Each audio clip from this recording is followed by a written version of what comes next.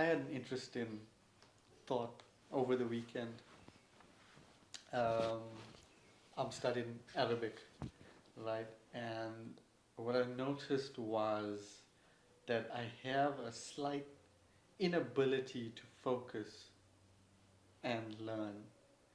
And when I thought about it, and when I spoke to you briefly about it over the weekend, you had some really interesting insights, and I really just wanted to explore those a little bit more. Um, One of the issues that I'm facing is is a lack of focus. I think there's a number of things. Uh, if I recall your conversation, one of the things you were frustrated about is embarking on a learning journey. When you start a learning journey, there's just so much in front of you, you don't know where to even start. And I think a lot of people get disheartened because of that. Right. It's like you're facing this entire ocean of knowledge and you don't know what's good for you, and you don't want to make a mistake and go down a wrong path, invest time, uh, and even if you know what you want to learn, um, self-learning is tough. Yeah, I mean, a lot of people will love the convenience to just, sign up for a course.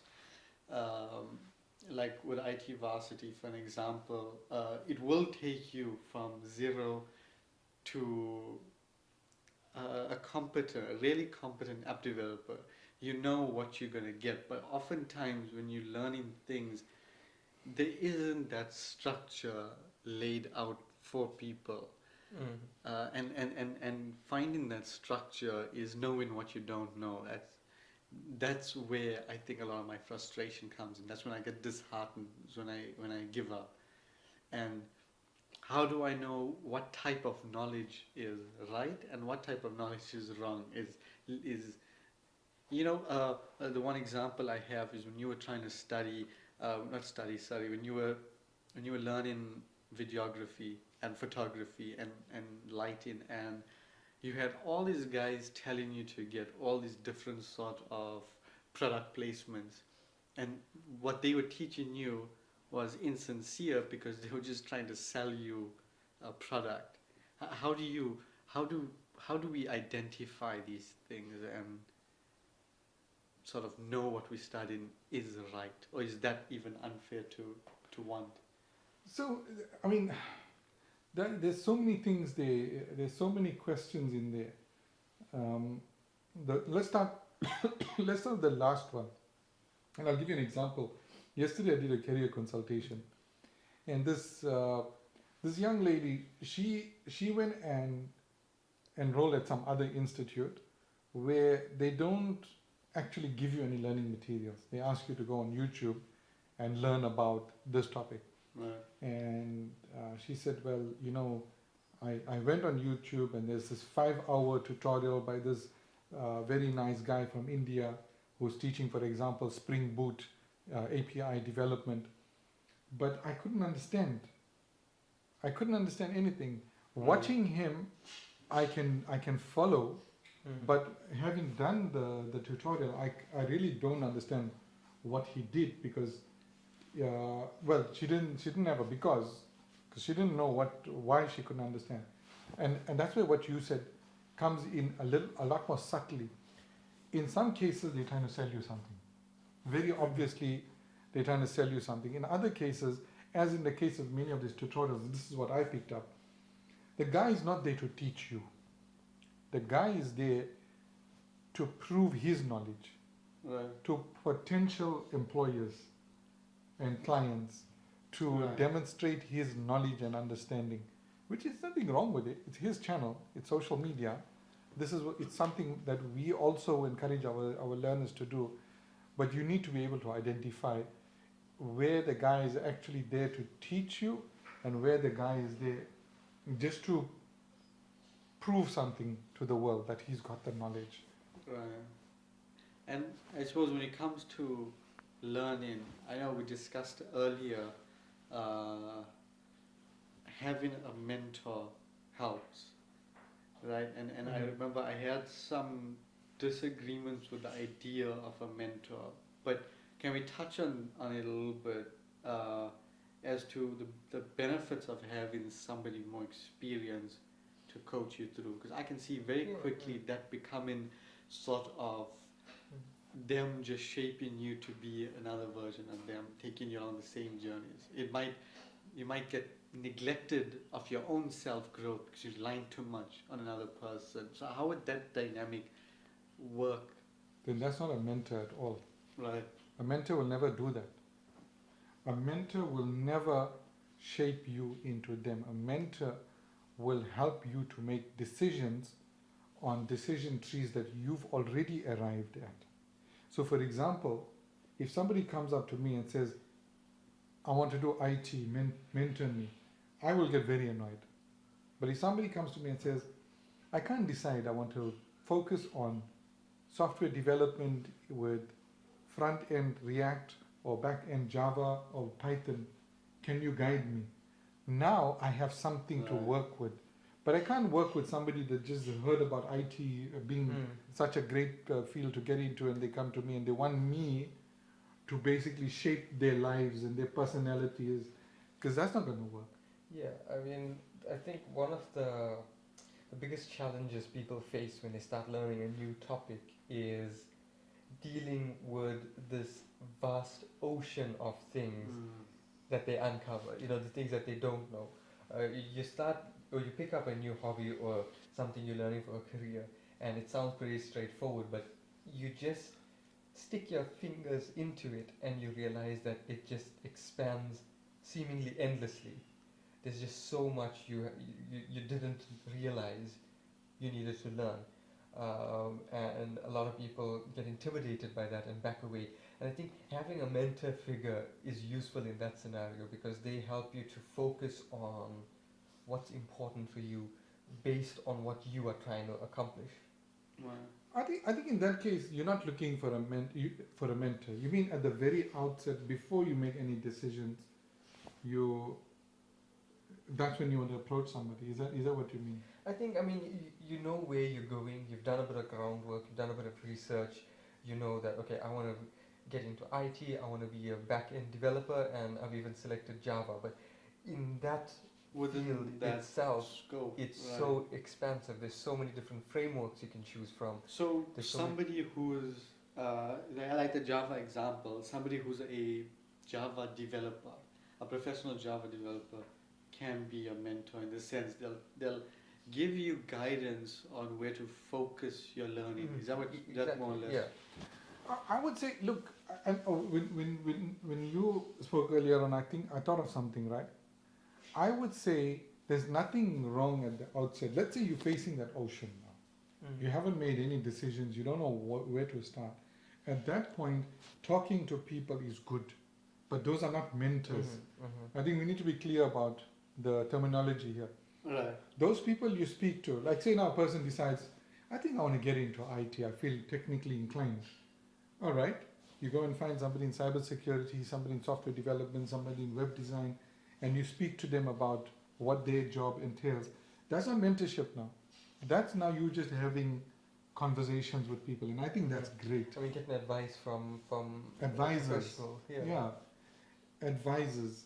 It's nothing deep. It's just like, hey, so Zach, you're a web designer. Tell me what your life is like, how much money you earn, Right. what skills you got, what are the ups and downs, how long you've been at it. That's great stuff. So that helps you navigate that ocean and to develop your own strategy, your own objectives.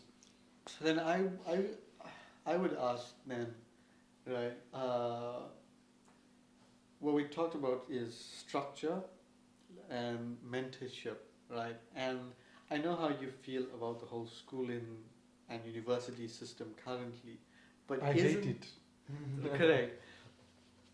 But isn't that providing those two fundamental learning advantages to youth, to these young people growing up, right? They have a mentor in the form of their teacher.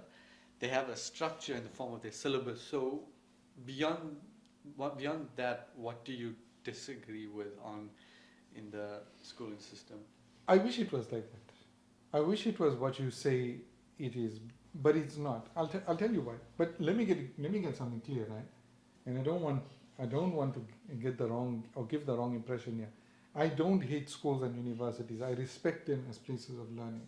Right. Just as I respect knowledge and I love knowledge, I respect them for that. But where I have a problem with them is where they've become almost the gateway to any kind of career success in the future. I mean, think about it like this: when you guys were in school, what was the only thing you heard? That you have to do well in school, and then you're gonna go to university, then you're gonna study, graduate, get a job. Come grade 11, what are they telling kids? Start now with your university applications, Right. not with your business plans, not with your business incubator applications, university applications. Right. So they've kind of made the system, the matrix, not to sound like Andrew Tate here, but they've made it that if you don't go to university or you don't consider university, you're doomed. You're doomed. That's the perception. Yeah, it's a safety net, and it's a societal comfort zone, almost. And I know we left school, right, at a young age, but we still remember. We still remember what we've learned. We remembered how it worked. What would you say? Would you do anything different? Would you have left school now knowing what you know? Or would you have stuck with it? How would things have changed for you? I think I would have left school a little bit sooner even than I did. Simply because I think the experience I started getting after school was way more valuable. But how do you compensate the discipline that you learn at school with a system like homeschooling, which is what we went through? Yeah, that's a challenge most people face. So I think I don't think school should be eliminated altogether. I think at least for a few years, kids should go to school because it teaches you that discipline. It teaches you important social skills, and the fundamentals that you learn there are universal. Basic English, maths, science, Which are important. Yeah, those are those necessary. are important. Those I think everyone should know. But Fair enough. beyond that point, Up to I maybe think- grade 6 or 7. yeah, and then beyond that point, I think, or at least for me, it was then about branching away from your typical education system. Still continuing though. I mean, I did get my metric through a homeschooling system, but doing it through a homeschooling system allowed me to do school for a part of the day and then work for another part of the day, work towards our business for a portion of the day, and get that experience. When you guys started working young, I mean, when we used to go to the schools and do the coding classes, we you used guys. to- I mean, I think I was 15 Teach. years old when we started doing it at a consistent level like that, which if I stayed in school, I would never have had the time to do that. And so by the time I was 18, when I should have just finished school then and started applying to universities, I already had about almost 4 years of experience working. Right. You know, I mean, coming back to what you were saying about having mentors at the universities and the schools, really, when you think about it, school teachers are insulated from the real world. So their level of mentorship that they can give you is extremely limited Right, because their whole career is just teaching. It's, within those four walls. right. And then you go to university, it's the exact same story. How many lecturers are you going to meet who are actually practitioners? It's very rare, extremely rare, right? So the guys there, the lecturer, if you can even get a hold of the lecturer, that's another story. There was a time when I desperately needed to know something when I was studying at UNISA, Right. University of South Africa, and somehow or the other I got the lecturer's office phone number to ask her that question. She got annoyed at me. How did you get my number? I got it in the study guide.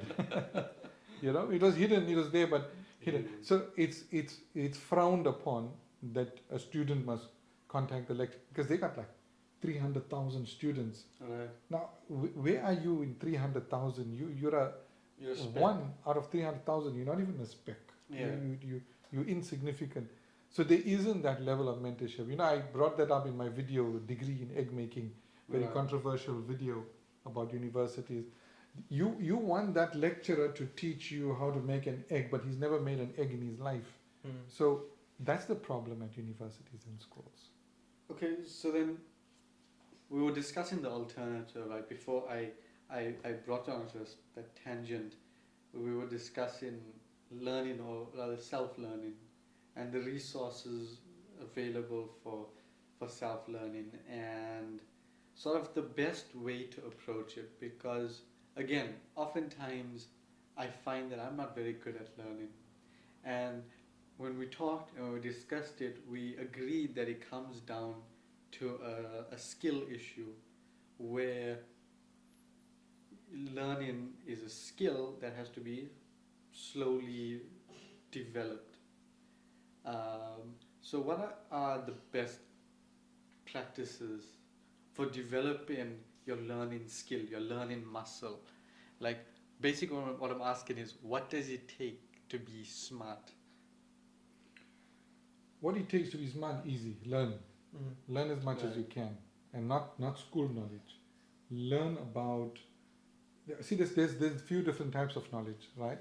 One is textbook knowledge. Textbook knowledge is okay, it's good, but that's the 20%. The 80% is real world knowledge. What's going on in the world? Practical. Look, learning is hard. Fitness is hard. Eating healthy is hard. Right. Playing a Well, I musical think- instrument is hard. I think, I mean, all of those things are easy compared to the consistency of doing it every single day without fail. I think that is the hardest part of it, and that's where most people fail. Fundamentally, if you wake up late, first thing you do is you go on Instagram and start looking at memes, you have coffee, and then you go to work. How are you going to learn and absorb and practice things at work when that's how you started your day? Whereas if you're talking about practices, you wake up early, you get some studying in, and that what does that do? That's a pre-workout, right? That It gets your charged up for the brain day. right. That's your warm up. That's your warm-up. And it really does change the dynamic of my day. The day, like today, I woke up a little bit late. I think I overslept, and I felt it the whole day. The whole day I felt it, that I didn't get a good start to my day, and it sort of had a butterfly effect throughout my day, in my productivity, in my mentality. Everything took an effect. So what are some of your the habits that you value, that you all value when it comes to learning, when it comes to good discipline? Because discipline is easier said than done. I mean, come on, you know, it's the one thing stopping most people from greatness.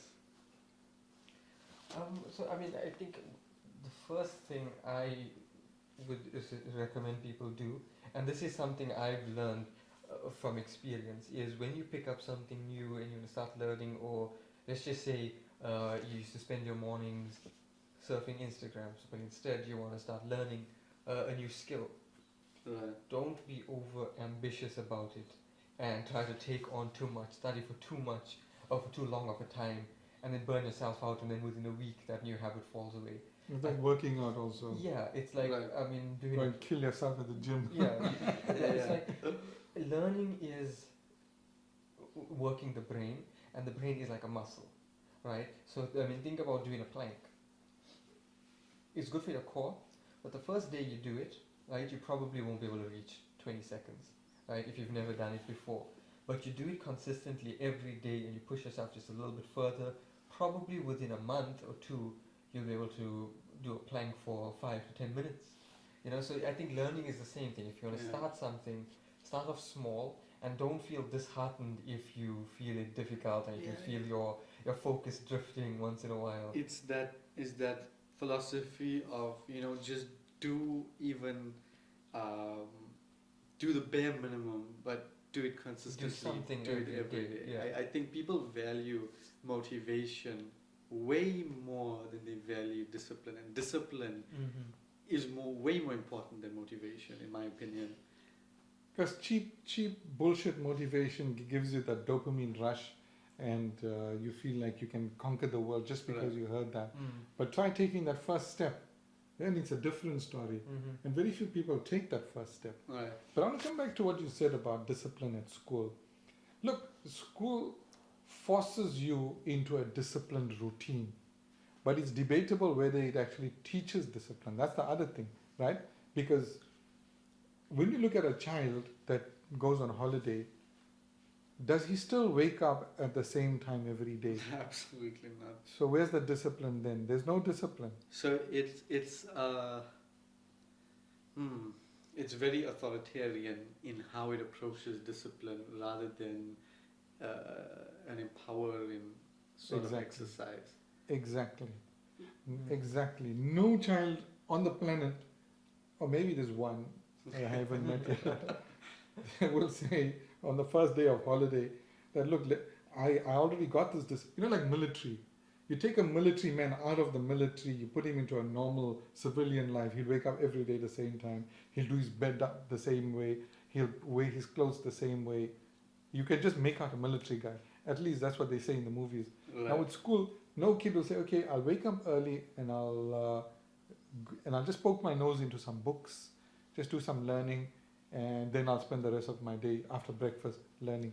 It doesn't happen because it's fake discipline. It's just enforced. It's So like you say. what then is real discipline? How does one discipline themselves, or how do schools adopt a better method of discipline? I think that's a whole encyclopedia. That's a whole lifetime of study. But the simple answer is schools should focus less on treating kids like chickens at a chicken farm Mm. and more on treating them as individuals and empowering those individuals. Right. See, empowerment. Yeah, you know what? Treat kids like kids. You know, the one of the biggest problems with the education industry or the education sector is how they expect kids, healthy, normal kids, to sit in a classroom at a desk for upwards of 8 hours a day sometimes, and it's considered, they are considered to have a mental disability Right. if they aren't happy to do that, or if they aren't able to do that, if they They want want to to act jump like up kids. and if they don't want to act like kids. And what's I the mean, solution? ADHD, these types of Exactly. And then- classifications. Drug them. If a It's kid very real. doesn't want to sit at a desk for 8 hours a day, they are prescribed diet meth basically, and that's the solution. Yeah, I mean, I remember doing some research in the tablets they used to use during World War II, I believe, to keep the soldiers awake, was a similar strain to what they give kids today for ADHD, for Whoa. focus. I didn't know that. That's scary. It is a bit scary, but I like that example of the military man and the kids. You cannot treat kids like Like a soldier. a soldier. They're not. They independent free thinkers. They didn't submit themselves to the school. They would have to. They were forced to. Yeah. And then if schools focus more on things that truly benefit the kids, like fitness, health, love for learning, how to learn, especially in today's age. I mean, when you leave school, and here's the irony, the irony upon irony just continues. When you leave school, leave university, you go into the workplace, how do you learn? You learn online. It's all self-learning. You're faced with a project, you're faced with a new job, you have to expand your learning. You have to discover by yourself. In school, there's a prescribed curriculum. Mm. And then you sit in front of that sage for 4 hours at a time. You just have to listen, you just have to focus on that sage. Right. If you miss that person's You're done. words for 2 minutes, you're gone. 30 Yeah. seconds, you're gone. I- So there's a hell of a lot with the schooling system. And what has happened now is that the educational system was neglected in the sense that they didn't adapt. And I would say 20 years ago, the problem was schools don't teach taxes. Schools don't teach proper life sciences, Yeah, I mean, And now the problems are worse, are more severe because now there's technology, there's AI, it's a whole different The landscape. modern education system, I'm calling it modern because it's still used today, but it's not a modern system at all because it came about, this current system, at the around the same time as the third industrial revolution, where the world became more industrious, and Second, that's the second second. industrial revolution, right, where we needed more workers. Around the Right. 1900s, early And 1900s. since then, we've gone through two more revolutions, and the world has changed completely. The employment sector has changed completely, but we're still running on the same education system. Let's just talk about the bias of the education system, the outright classism. That that's a whole nother aspect. I don't even know if you want to touch on it now, but essentially, if the more money you have, the more resources you have, the more tutors you have, the better schools you can get sent to, the better universities you will inevitably end up at, the better job you will inevitably get. I think that's a misconception. I think that's just good marketing.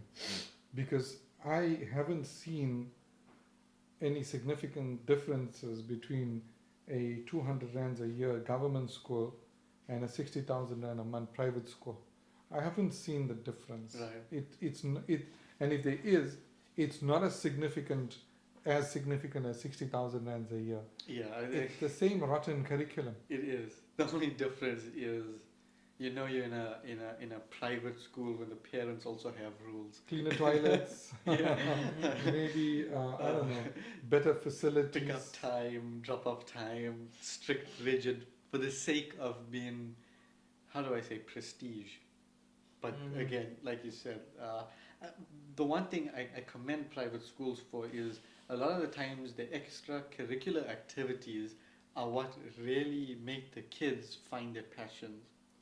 And for me to want to see CompuKids, which is our kids courses, for me to be able to see that in public schools, that will be, in my opinion, a revolution, an educational technological revolution, because from a young age you instill in a real passion of technology in them. But what you said now, sorry, hold on. What you said now is actually the crux of everything that we are trying to say. Why do those things have to be extracurricular? Exactly, yeah. Why aren't they part of the curriculum? That's the biggest problem. So the private schools are able to add these extracurricular activities, but the curricular activities, the exams you're going to write at the end of it, the universities you're going to go to are all the same. It's still the same rotten system that's forcing you into that mindset, because again, they are grooming their learners to go to university. What does every private school want? What is the ultimate objective? Metric results. Right. Top-notch metric results. That's all they're after. And because a few schools we know, I won't say the names of course, but they classify the students that are not doing as well as not part of the school to boost their numbers. And then there's schools that students who they foresee doing poorly in their final exams actually write the exams as independent students rather than students of the school, even though they pay the same fees. Yeah. It's just to keep up again that prestige. It's just the prestige. But then again, nobody speaks about the systemic failure of the education system. It's failed. Schools, universities, it's failed. And they've become so smug that they don't need to improve much. They don't need to change much, because they know everybody is just going to queue up and line up to go. Because there's that perception that they will get a job, which is just so such a terrible lie to play with somebody's life like that. I mean, not most, but I deal with sales, with queries coming into IT Varsity so much, and so many people have degrees and qualifications, but are still coming to us and saying, please,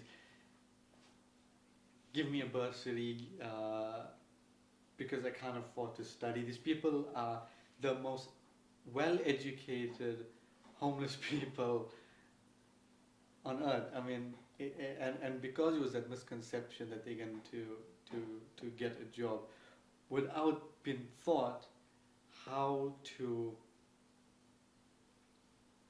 work, you know.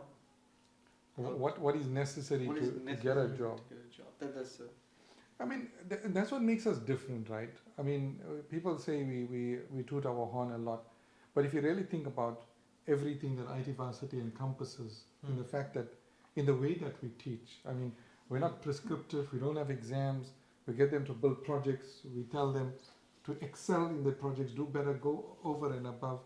Now, in a typical school scenario, you can't do that. Mm. No, and I mean, one thing you said earlier about schools and universities to prep people to do what's necessary to get a job. I think, I mean, there's a layer that comes above that that's missing, and that's far more damaging to, I mean, here for South Africans, and that's why wait to get a job? Why not? Why aren't students nurtured into creating their own employment and then creating employment for others? You know. I mean, yeah, the government is at fault in South Africa for the massive unemployment crisis, but the private sector should have been able to boom in that absence and take and pick up that burden. I mean, you hear about stories from, you know, back in the day, the USA, some of the largest tech companies. They came about because kids in universities, in their spare time, started these little passion projects and had the resources, the mentorship, the guidance to grow that. And so by the time they left university, they already had businesses. Many of them left university. Mark because Zuckerberg is one. Mark Bill Gates is Zuckerberg, another. Tony Hsieh. You know, I mean, the list just You are goes on. Yeah. So I mean, That's the thing. I mean, nobody gave me the resources. I had to scramble to find it. And by resources, I mean not just financial backing, but mentorship, guidance. In the US, there is a whole infrastructure waiting for you if you want to start a business. Once you get in, you basically sorted. Here, there isn't that. There isn't. But imagine if the education system in South Africa was a little bit more robust and prepared students for that. Imagine what a boom this vacuum of unemployment that the government created could have produced. You know, what could have grown in its place? I mean, look, I like to keep politics out of it because at the end of the day, unemployment, the only issue that unemployment has is not the government doesn't create jobs. That's the private sector. That's why education creates You can hate jobs. on the government all you want, and sure, they are at fault to a degree, but to sit and wait on the government to fix these issues, it's unrealistic. And the education system that's what we should have been able to do that. That's exactly what we did. We came out of the system, and we're working completely out of the system. Exactly. We are innovating out of that. It's as tough as it is. I know we will succeed. I know we will succeed because we are doing it the right way. Yeah. IT Varsity is doing it the right way, and it's only a matter of time before people start realizing that there is a better way, and we are already on that. I mean, people are so quick to trust the government with their education, but I like to ask them, take 1,000 rands, put it in a rubber band, and send it to a few government offices. Make it do the rounds. Would you trust the government with your 1,000 rand? No, you won't. You certainly won't trust it with your education, right? But we do. But we do. And and here's the appeal, right? Our focus is not education. In the long run, it's employment. And how do we create employment? By creating employers, by creating independent people. Don't go to a company to work. Every cent you earn is going to be for somebody else. Boss makes $1, I make a dime, right? So become an employer, and you have 5 people working for you. That's 5 people that otherwise would have been unemployed. Break out of the system, use the opportunities. That's what IT Varsity is here for. That's what your YouTube channel, your TikTok, that's what it's all trying to teach and preach towards, is become an independent provider. And that's how we fix South Africa. We don't wait for governments to do things. You see how long it takes them to sign any law, to pass anything. It's not going to happen. You see how long it takes them to fix that pothole on your road. Yeah. That you're going to drive through every morning on your way Right. to work. You know. And like I say, I mean, I've been at universities, I lectured at universities, and I know for a fact there's a complacency. It's Yeah, 100%. you've got guaranteed customers. You know, it's like the Department of Motor Vehicles or the place where you Home Affairs where you go and get your Or IDs ESCOM. or ESCOM. There's no drive to be better because you got guaranteed customers. There's no, So it's become like complacent with mediocrity. Completely. But here's the completely. thing, the education department needs to up his game because IT Varsity exists now. And we exist to expose and provide a better solution, to expose the faults, but not leave it at that, but to provide a solution and leave them with zero excuses on why they can't adopt the same. We're not looking to gatekeep the solutions. No, we're looking to empower everybody to provide these solutions to other people. We're not gatekeeping. I mean, We're not. we're an open book. If anybody asks for advice, I mean, that student that I consulted yesterday that I mentioned earlier, there's no guarantee she's going to join us. It's But not I a- gave her the entire IT Varsity system on how we get our students into employment. Right. She asked me a question that, do you guys guarantee employment? I said immediately no. That's, But we do guarantee that if you put in the hard work, we will link you up with our networks. That is all we can guarantee. And we do Yeah. guarantee we'll teach you the skills and the mindset so that you can go out and get your own job. We do guarantee that. But we can't guarantee jobs. And I gave her all the advice and she was very happy. Now she wants to study with us, I think, I hope, but because not because I want her money, but because she seems like a very determined person and I want her Yeah, to right. join us. But like, if you really look at it, there's no secrets. Yeah, and I mean, even from other institutes, we are open. If any other institutes and institutes have reached out to us to find out about how we do things like that, how we help students, it's an open book.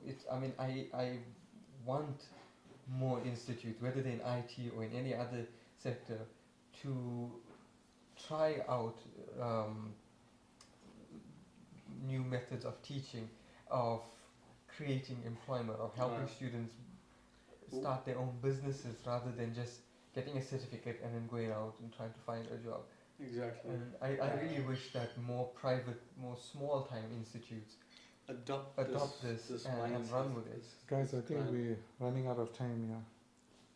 Oh yeah, damn. It's about- I'm loving this conversation. We should- I think we definitely should pick it up again at some point. Yeah, and I also want to touch a little bit more on how to learning to learn, and seeing how we can improve that.